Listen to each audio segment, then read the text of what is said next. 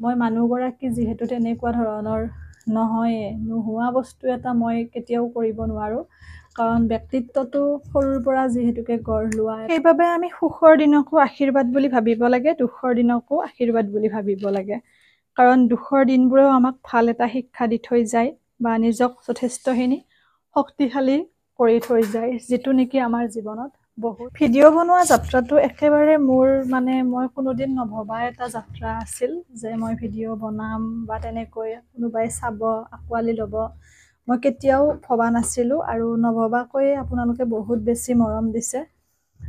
কৈছোৱে যিহেতু মোৰ এইটো প্ৰফেশ্যন নহয় বা মই কোনোদিন প্ৰফেশ্যনেলি লোৱা নাই এই ভিডিঅ' বনোৱা যাত্ৰাটো, সেইবাবে মই কোনো ধৰণৰ মোৰ ইমান এটা ধৰি লওক ভিডিঅ'ৰ ক্ষেত্ৰত যে মই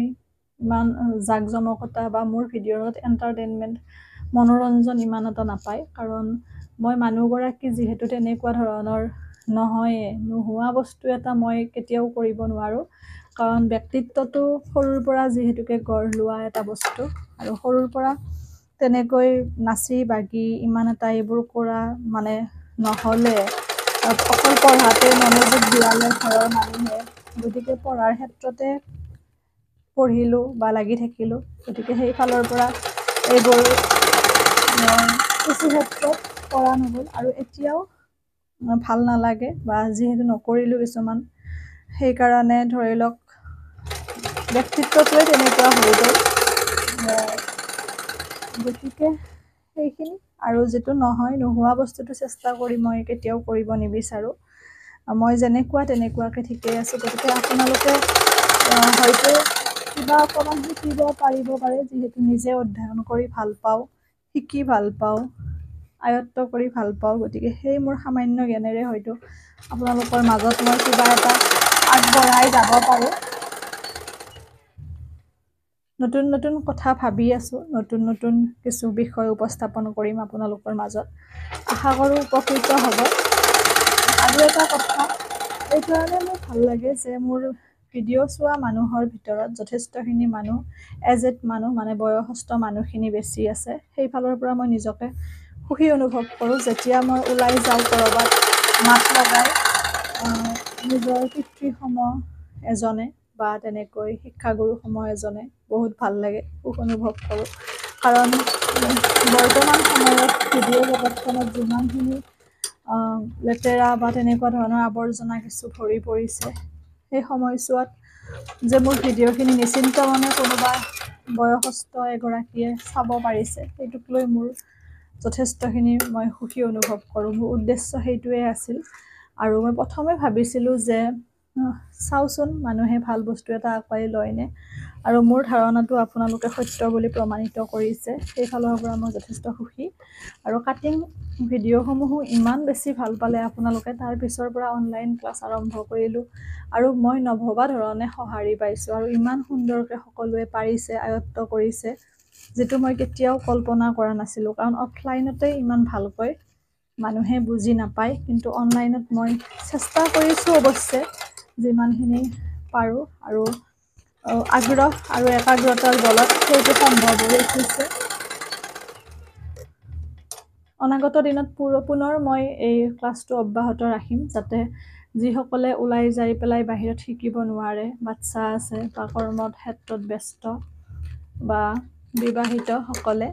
মহিলাসকলে, তেওঁলোকে নিশ্চয় এই সুবিধাটো মোৰ পৰা পাই থাকিব। আৰু সম্পূৰ্ণৰূপে মই গাইড কৰি পৰালৈকে সেইটো মোৰ যত্ন বা চেষ্টা থাকিব সদায়।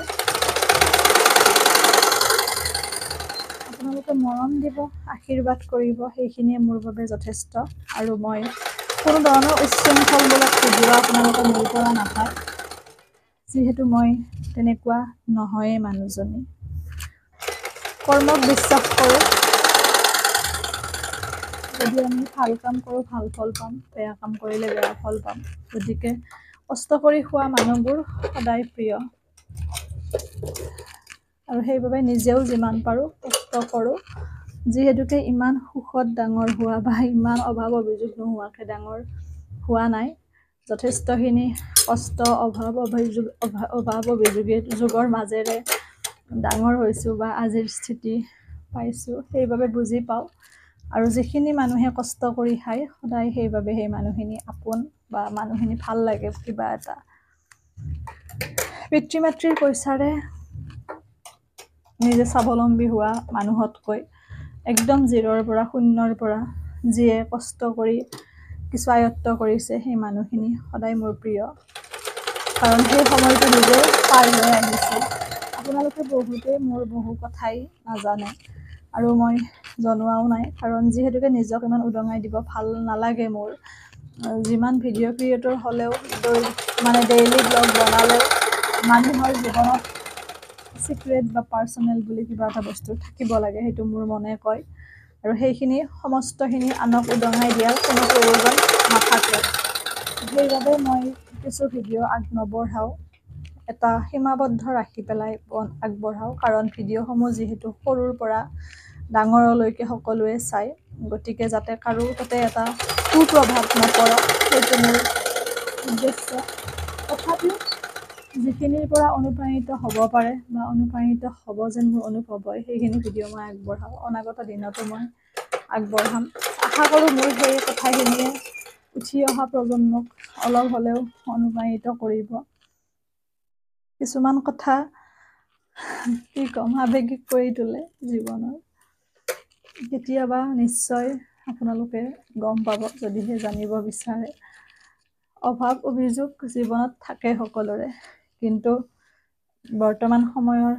এজনী ছোৱালী বৰ বেছি দিনৰ নহয় যিহেতুকে আপোনালোকে হয়তো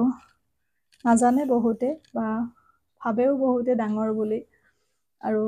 একো নাই কাৰণ কৈছোৱে কেতিয়াবা বয়সতকৈ মানুহক বেছি পৰিপক্ক কৰি তোলে কিছুমান অভিজ্ঞতাই সেয়া কেতিয়াবা জনাম দিয়ক কেতিয়াবা আপোনালোকে ভালদৰে জানিব পাৰিব মোৰ বিষয়ে এতিয়া 12টা বাজিব ৰাতি এনেদৰে মই এই কামখিনি অব্যাহত ৰাখিব লাগিব কাৰণ দহি বটিবও যিহেতু আছে দহি বটিব লাগিব আশা কৰোঁ আপোনালোক ভালে কুশলে আছে ক'ৰ পৰা ভিডিঅ'সমূহ চাই জনাবচোন কিছুমান কথা কেতিয়াবা শ্বেয়াৰ কৰিব মন যায় কৰোঁ ভুল নুবুজিব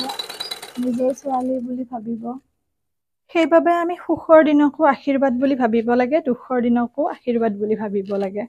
কাৰণ দুখৰ দিনবোৰেও আমাক ভাল এটা শিক্ষা দি থৈ যায় বা নিজক যথেষ্টখিনি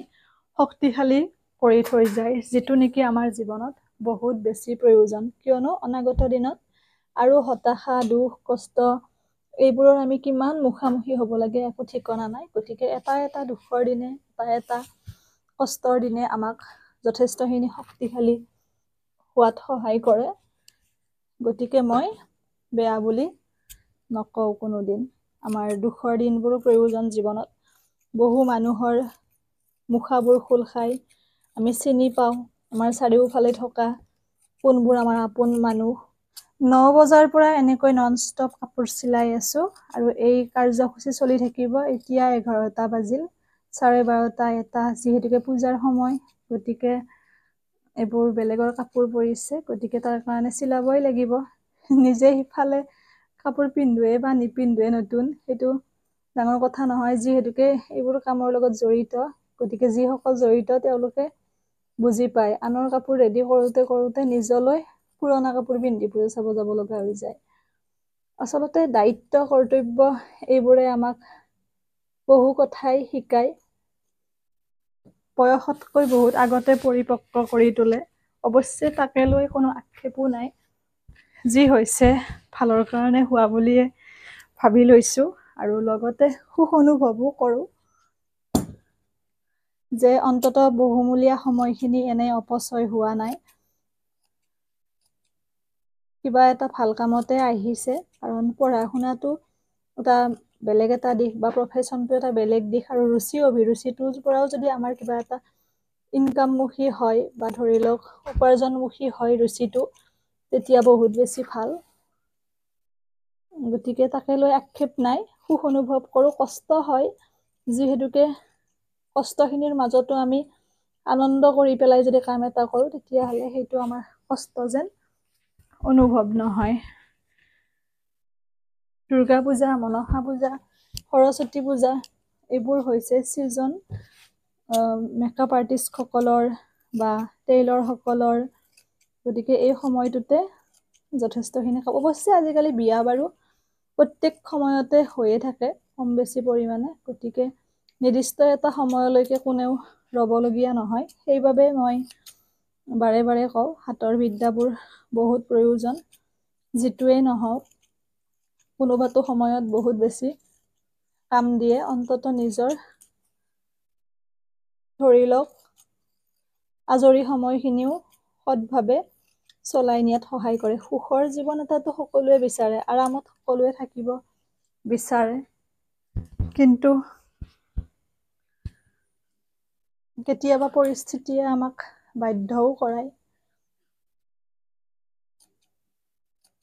এনেকৈয়ে চাদৰৰ পতিবোৰো কাটিব লাগে নহয়।